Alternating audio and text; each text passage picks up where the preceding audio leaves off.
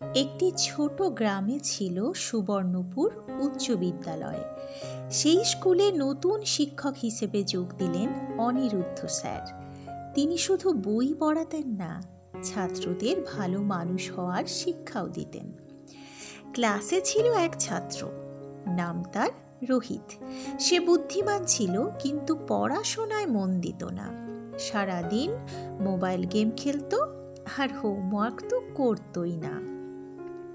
একদিন স্যার ক্লাসে এসে একটি কাঁচের জার দেখালেন, আর তার সাথে নিয়ে এলেন কয়েকটি বড় পাথর, কিছু নুড়ি পাথর আর বালি।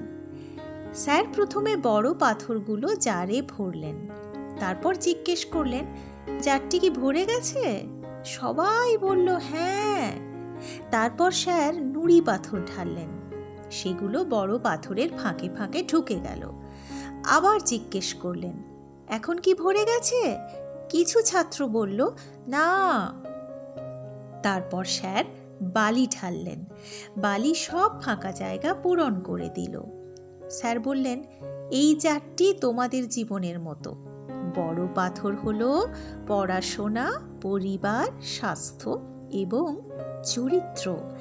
ছোট পাথর হলো শখ ও বিনোদন, আর বালি হলো অপ্রয়োজনীয় কাজ। যদি প্রথমে বালি ভরো, তাহলে গুরুত্বপূর্ণ জিনিসের জন্য জায়গাই থাকবে না। রোহিত খুব মন দিয়ে কথাগুলো শুনল।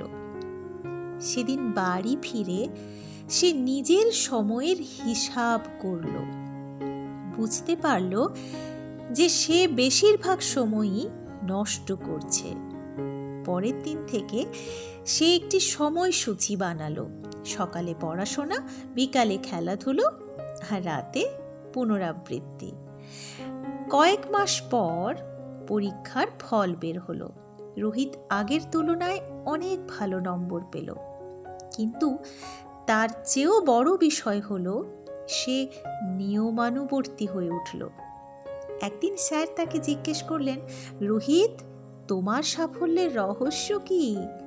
রোহিত হাসি মুখে বলল, স্যার, আমি শিখেছি আগে বড় পাথরগুলোকে জায়গা দিতে হয়। স্যার বললেন, শুধু পরীক্ষায় ভালো নম্বর পাওয়াই সাফল্য নয়, একজন সৎ, পরিশ্রমী ও দায়িত্বশীল মানুষ হওয়াই প্রকৃত সাফল্য। বছর কয়েক পরে রোহিত একজন সফল বিজ্ঞানী হয়ে উঠল, আর সেই অনুষ্ঠানে সে বলেছিল, আমার জীবনের সবচেয়ে বড় শিক্ষা আমি বই থেকে নয়, আমার শিক্ষকের কাছ থেকে পেয়েছি। জীবনের গুরুত্বপূর্ণ কাজগুলোকে আগে গুরুত্ব দিতে হবে।